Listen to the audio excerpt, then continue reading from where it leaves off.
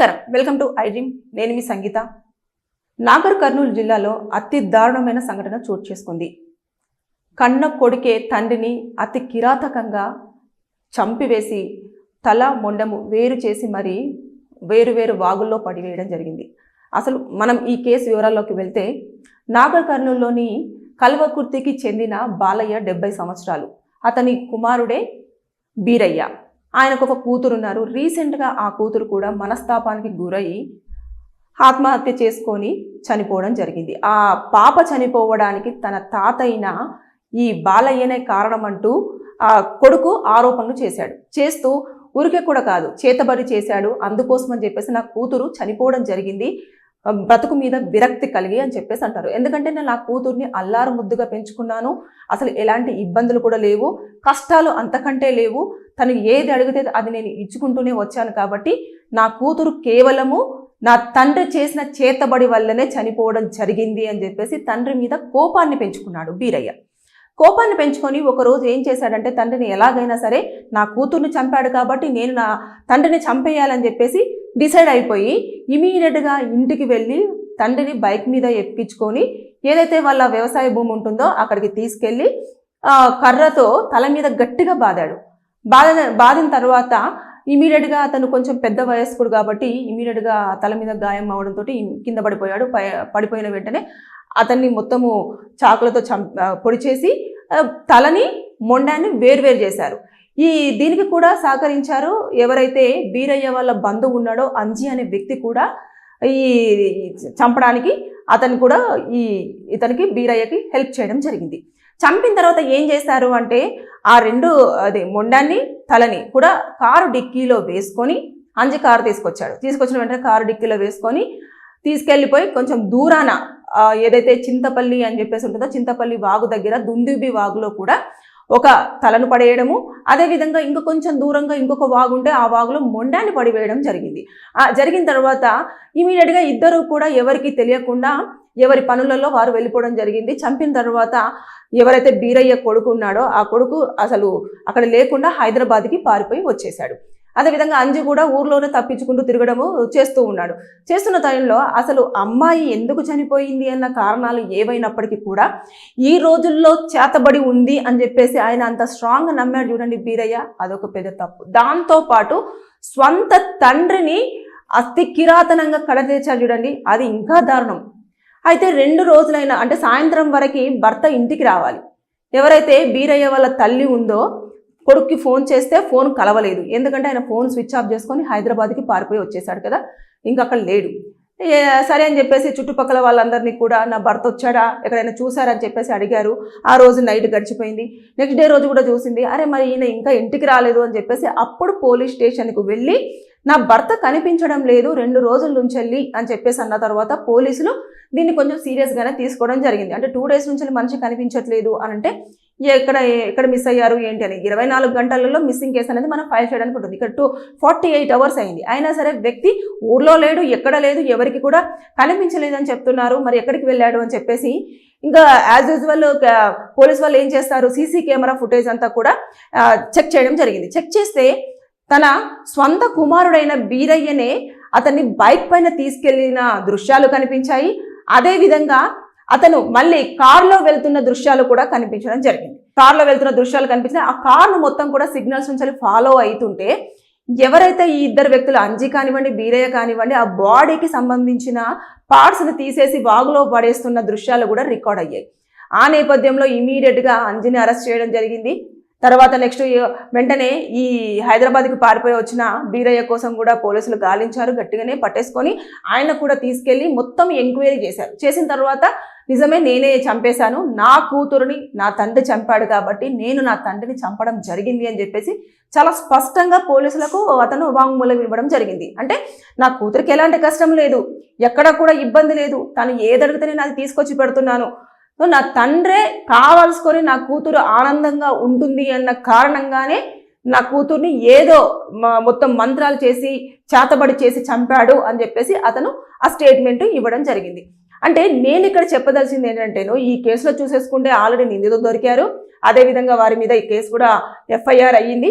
వారిని ఎలాగో కోర్టులో ప్రొడ్యూస్ చేస్తారు, చేసిన తర్వాత వారికి minimum to minimum life imprisonment పడే అవకాశాలు కూడా ఉంటాయి. ఎందుకంటే బాడీని చంపిన తర్వాత బాడీని ఎలాగైనా సరే ముక్కలుగా చేసి నేను దొరకద్దు అని చెప్పేసి ఇంకా పెద్ద క్రైమ్ చేస్తున్నారు. ఇప్పుడు చూడండి, తల ఏదైతే బాలయ్య గారికి సంబంధించిన తల ఇప్పటి వరకు దొరకలేదు, ఓన్లీ మొండెం మాత్రమే దొరికింది. దాన్ని మాత్రమే దహన సంస్కారాలు చేయడం జరిగింది. అంటే ఎంత ఆవేదన చెప్పండి.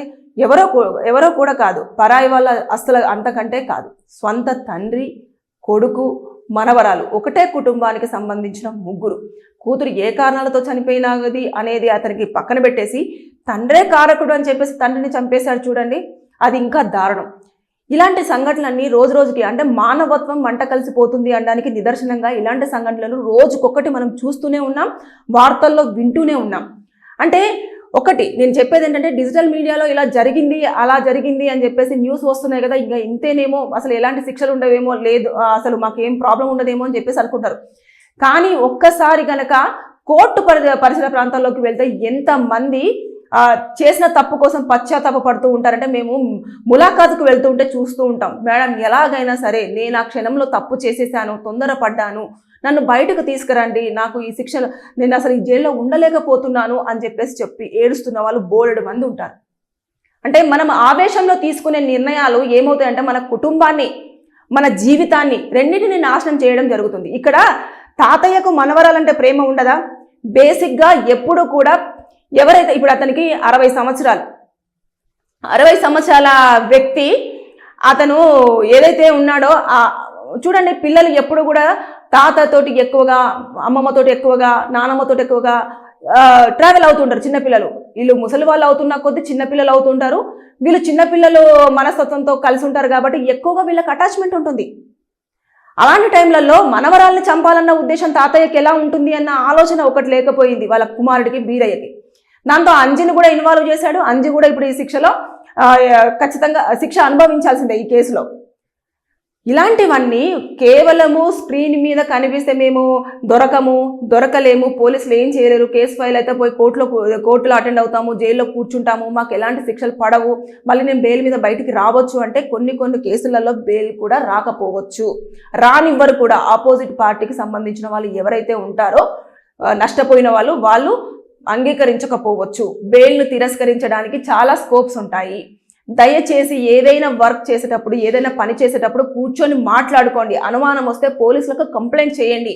నాకు ఇతని మీద అనుమానం ఉంది, చేతబడి చేశారన్న అనుమానం ఉంది అని తండ్రి మీద కంప్లైంట్ ఇస్తే పోలీసులు పిలిచి మాట్లాడి అసలు ఏం జరిగిందో తెలుసుకునేవారు. అసలు కూతురు ఎందుకు చనిపోయిందో అన్న కారణాలు పక్కన పెట్టేసి ఆయన తండ్రి మీద అనుమానం పెంచుకొని తండ్రినే లేకుండా చేసుకున్నాడు చూడండి.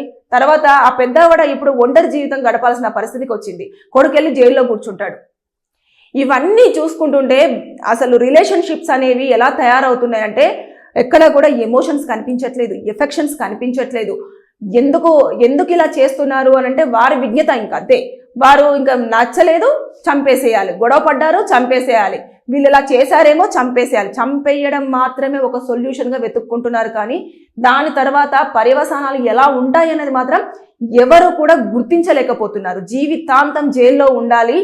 అసలు ఎలా ఉంటుందంటే ఎక్కడికి పోలేరు, ఏమి చేయలేరు, మనుషులతో మాట్లాడలేరు. అంటే ఒక సింగిల్ లైఫ్ని, అంతమందిలో జైల్లో కూడా చాలా మంది ఖైదీలు ఉన్నప్పటికీ కూడా ఎంతో మందితో మీరు లైఫ్ లీడ్ చేస్తున్నా కూడా సింగిల్గానే ఉంటారు. కాబట్టి ఇవన్నీ చూస్తూ ఉంటే రోజు రోజుకి మానవత్వాలు అసలు ఎటుపోతున్నాయో, మనుషుల సంబంధాలు, బంధుత్వాలు ఎటుపోతున్నాయో కూడా ఏమీ తెలియట్లేదు.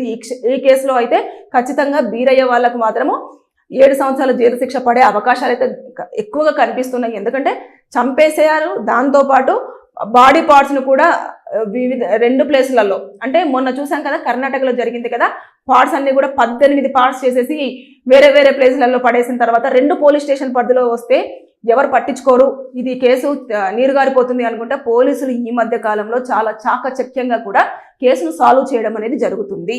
ఎందుకు అంటే వారు ఎన్నో కేసులు చూస్తూ ఉంటారు, అదేవిధంగా ఎంతో మందిని ఇంటరాగేషన్ చేస్తూ ఉంటారు. కాబట్టి వారు చెప్పేది నిజమా అబద్ధమా అనేది చాలా స్పష్టంగా వారు గ్రహించగలరు. ఈ నేపథ్యంలో ఎలాంటి కేసులు పెడితే వీరు బయటికి రాకుండా ఉంటే కొంతమంది ఏంటంటే నేనే చంపేశాను, ఏం చేసుకుంటారో చేసుకోండి, లేదంటే అవును నాకు నచ్చలేదు నేను చంపేశాను, ఇలాంటి ఆరగెంట్ సమాధానాలు కూడా చెప్తూ ఉంటే పోలీసులకు కోపం వస్తుంది. వారి చేతిలో అస్త్రాలు ఉంటాయి. సెక్షన్స్ కనుక అప్లికేబుల్ చేసి ఛార్జ్షీట్ వేశారు అంటే ఇక జైల్లో చిప్పకూడే. దయచేసి ఎవరైనా సరే మీకు గనక నచ్చకపోయినా, వారి మీద అనుమానం ఉన్నా, లేకపోతే వారిని చంపేయాలంత కోపం వచ్చినా సరే కంట్రోల్ చేసుకొని పోలీస్ స్టేషన్కి వెళ్ళి కంప్లైంట్ ఇవ్వండి.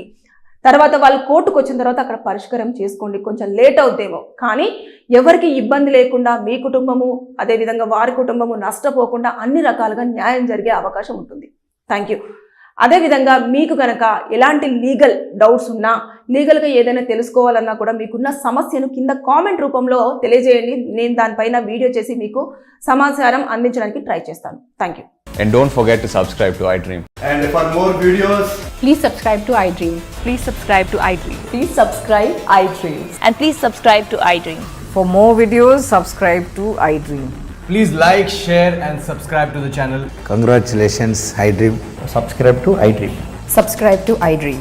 So subscribe to iDream Media. iDream ki iDream team andarki huge congratulations. Please subscribe iDream Media. Please subscribe to iDream. Subscribe iDream. Please subscribe to iDream. iDream అంటే నా కళల ఛానల్ సబ్స్క్రైబ్ చేసుకున్న నోరు తిరుగుతలేదు, మీరైతే గంట గుర్తు కొట్టండి. For more such videos, please subscribe to iDream. Subscribe to iDream. Please subscribe to iDream. Please subscribe iDream Media. Please do subscribe to iDream. Please subscribe to iDream Media. For best entertainment and information, please subscribe iDream.